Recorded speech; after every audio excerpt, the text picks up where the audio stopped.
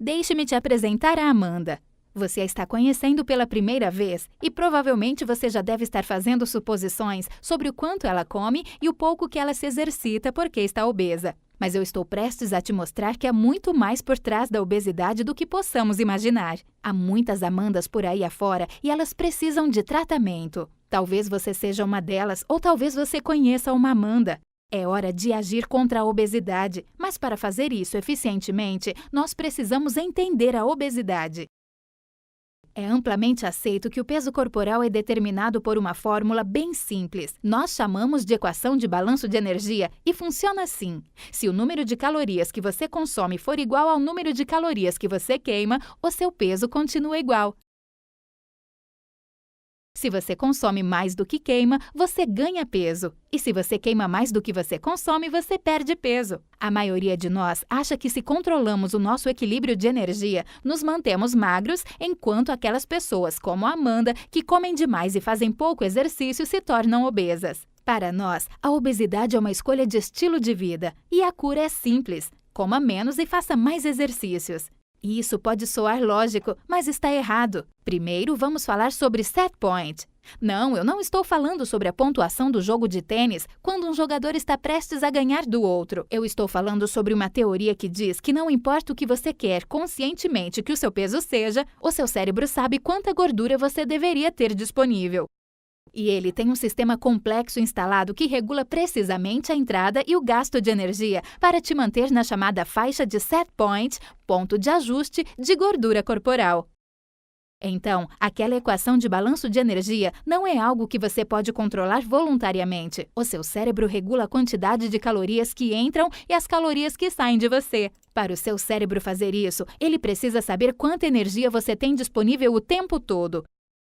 E ele sabe disso por escutar os hormônios como a leptina, que é produzido na sua gordura corporal. Você pode imaginá-lo como um carro. A leptina é o medidor de gasolina que diz ao seu cérebro quanta gasolina tem no seu tanque. A leptina é só um pedaço do quebra-cabeça. Você tem uma série de outros sinais, hormônios e sentidos que estão envolvidos também.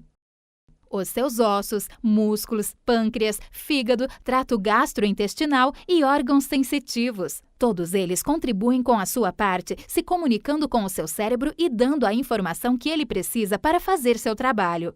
Mas tudo isso são mais detalhes do que precisamos para essa conversa. O ponto é que você tem um sistema complexo instalado que te regula dentro de uma faixa de ponto de ajuste, set point, para a gordura corporal. Então, o que acontece se a Amanda decide perder peso e começar uma dieta? Afinal, pessoas com obesidade deveriam comer menos, certo? Isso é o que acontece. Ela perde peso, mas os seus níveis de hormônios mudam. O cérebro dela ouve isso e reage guardando toda a gordura corporal que ainda sobrou. Ela sente mais fome e, apesar dela não saber, ela também está queimando menos calorias que antes. Você vê, normalmente o ponto de ajuste é um caminho de mão única. Uma vez que foi elevado, o cérebro trabalha para defendê-lo tão vigorosamente quanto defenderia um ponto de ajuste mais baixo. O cérebro da Amanda não sabe que ela precisa perder peso, só sabe que precisa defender o ponto de ajuste atual dela. Voltando para a nossa analogia com o carro, Amanda não pode evitar ter que procurar por um posto para reabastecer quando ela vê no seu medidor que o nível de gasolina está baixo. Ao mesmo tempo, ela se torna mais econômica no combustível, queimando menos energia que antes. Isso pode explicar por que tratar obesidade com dieta e exercícios fracassa com tanta frequência na obtenção dos resultados esperados. É como falar para Amanda que ela tem que ser uma motorista mais cuidadosa, quando na verdade ela precisa de um mecânico para consertar o seu carro. Ok, então se todos nós temos esse sistema complexo instalado que nos impede de perder peso, por que ele também não nos protege de ganhar peso e desenvolver a obesidade em primeiro lugar? Como podemos explicar a epidemia da obesidade? Voltando a Amanda, por que ela desenvolveu a obesidade? A resposta é que precisamos de uma tempestade perfeita para causar uma epidemia de obesidade como a que estamos vendo agora, e é o nosso meio ambiente moderno que nos leva, junto com a Amanda, direto a essa tempestade. Enquanto não tivermos uma causa única no aumento da obesidade, a mudança dos elementos químicos e nutrientes contidos na nossa comida, a então chamada dieta ocidental, a diminuição nas atividades físicas, o aumento do estresse, sono inadequado e perturbado e ampliação no uso de medicamentos, promoverão o ganho de peso. Todos contribuem com a sua parte. Nossa história genética única e o desenvolvimento fazem com que cada um de nós reaja de um jeito diferente aos elementos do meio ambiente moderno. E alguns de nós, como a Amanda, respondem enviando sinais hormonais que elevam o nosso ponto de ajuste para a gordura corporal. Não é que o sistema da Amanda parou de funcionar, só que está trabalhando para regulá-la a um ponto de ajuste muito alto.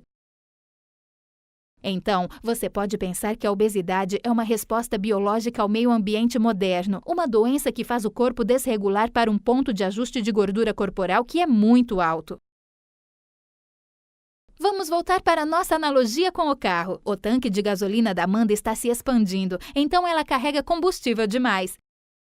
Para a Amanda perder peso e não recuperá-lo, ela precisa encontrar um jeito de diminuir o seu ponto de ajuste. Isso, ao invés de declarar guerra à sua própria biologia, ela precisa achar um jeito do seu corpo se autorregular a um peso mais baixo. Uma opção para Amanda é a cirurgia bariátrica. Estudos e mais estudos têm demonstrado que esse é o tratamento contra a obesidade mais eficaz e duradouro. Mas como a cirurgia bariátrica funciona é frequentemente mal entendido. A maioria das pessoas, até mesmo muitos médicos, pensa em cirurgia bariátrica em termos de restrições ou má absorção. É uma suposição razoável que a cirurgia funcionasse desse jeito. Afinal, os procedimentos geralmente consistem em alguma combinação de alteração da anatomia do estômago para ficar menor, o que te faz pensar que restringiria a quantidade de comida que você poderia comer e o redirecionamento do trato gastrointestinal, de um jeito que te faz pensar que haveriam falhas na absorção das calorias do que você come. Mas novas pesquisas mostram que certos tipos de cirurgia bariátrica, por exemplo, bypass gástrico, gastrectomia vertical, sleeve gástrico e o duodenal switch, afetam os sinais entre o corpo e o cérebro para diminuir o apetite, aumentando a sensação de saciedade e aumentando o metabolismo e até mesmo estimulando a preferência por comidas mais saudáveis. A cirurgia pode mudar o ponto de ajuste para a gordura corporal. Ao invés de usar dieta para lutar contra o ponto de ajuste, a cirurgia pode recalibrá-lo e os hormônios que estimulam o ganho de peso trabalham como o de uma pessoa fazendo dieta, fazendo exatamente o oposto após a cirurgia, quando o corpo se autorregula para um novo ponto de ajuste mais baixo. Então, aqui estão as 3 coisas que você deve guardar de tudo isso. 1. O balanço de energia é complexo e altamente regulado. 2. A obesidade é uma doença em que o seu sistema complexo que regula a gordura corporal pode desregular para um ponto de ajuste que é muito elevado. 3. A cirurgia bariátrica pode funcionar mudando os sinais que regulam o ponto de ajuste para a gordura corporal, permitindo que pacientes sejam bem-sucedidos ao perder peso e sem recuperá-lo. É hora de mudar a forma de falar sobre obesidade. É hora de olhar além da dieta e dos exercícios como as únicas soluções. É hora de agir contra a obesidade. E agora que você aprendeu, aqui está um jeito simples para você agir. Compartilhe esse vídeo.